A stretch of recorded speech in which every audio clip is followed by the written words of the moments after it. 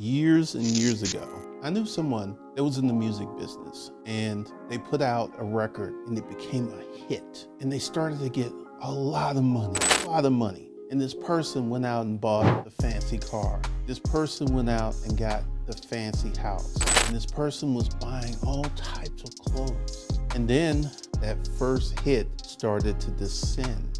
He didn't pay cash for the house. He went ahead and financed these assets. And shortly after his record started to descend, because the rest of the album didn't do much, his money started to stop. And he lost the car, and he lost the house, he lost the friends, and he lost the woman he was with. So what can we get from this story? Even when you're making a lot of money, you want to start a business, you want to set up a holding company, an operating company. You want to get yourself some business credit. You want to learn how to run a business. You want to start your first online business. If you want to do that, and congratulations to you for being a person that wants more out of life, for being that person that's ready to sit down, do the work so your future can be brighter. I got something for you. Go below and enter into the Corporate Citizen Playbook, where we teach you all of that, plus a lot more. Because you are not a normal, regular person. You want more out of life. You want to do more, you want to be more, you want to have more. And congratulations to you.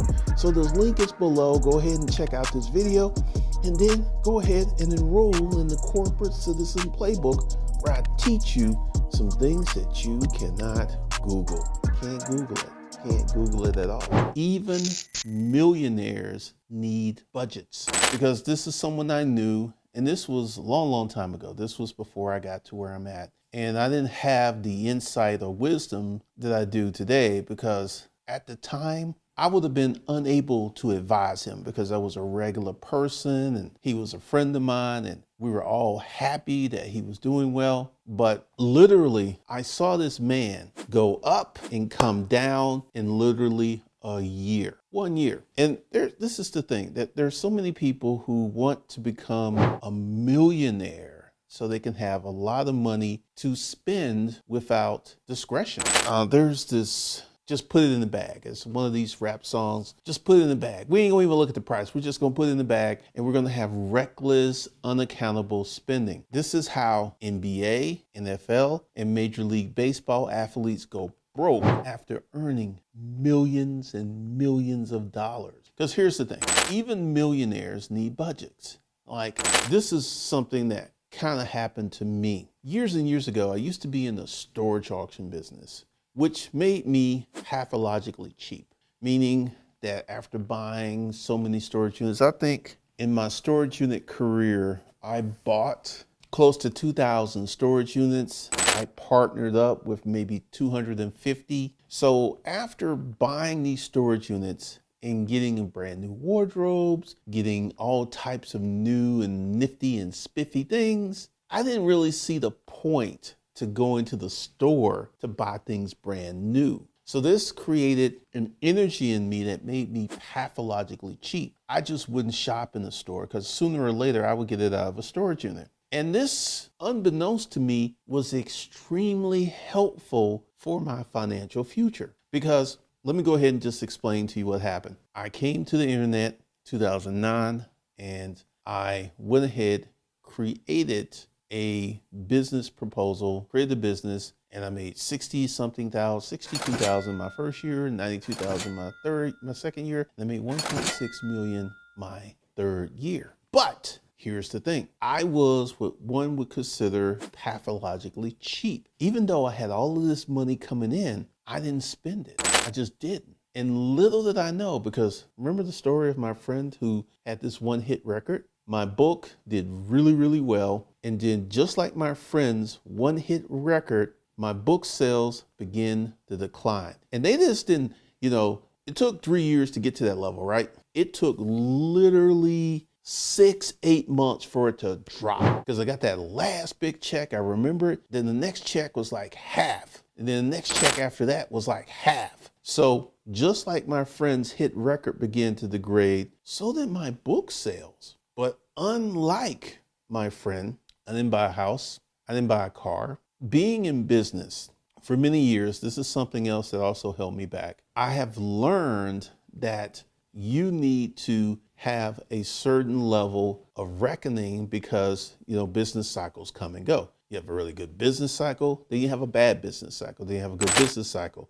So inherently, when I made all that money, I knew that it wasn't going to last forever. And unfortunately for me, I governed my expectations appropriately and didn't start spending money and didn't start doing crazy stuff. Because if you're a person that starts a business, or maybe you're an artist, or you really, really do well, here's a word of advice. Do not change your spending habits until 2 years in the future. Because if the money keeps coming in for 2 years, there's a greater likelihood that the money will come in for 3, 4, 5 years. But once again, this is something that happens to a lot of people. They will go ahead and be really, really successful, find a high level of success, and then the money will stop or slow down. But they went out and got situations, a car, a house, a lifestyle that the future income never comes. So fortunately for me, I did not upgrade my lifestyle until I actually got into something that was more durable, and I saw the money come in for 2 years, and then I upgraded my lifestyle. And I've been able to upgrade my lifestyle consistently following this method without a big reversal.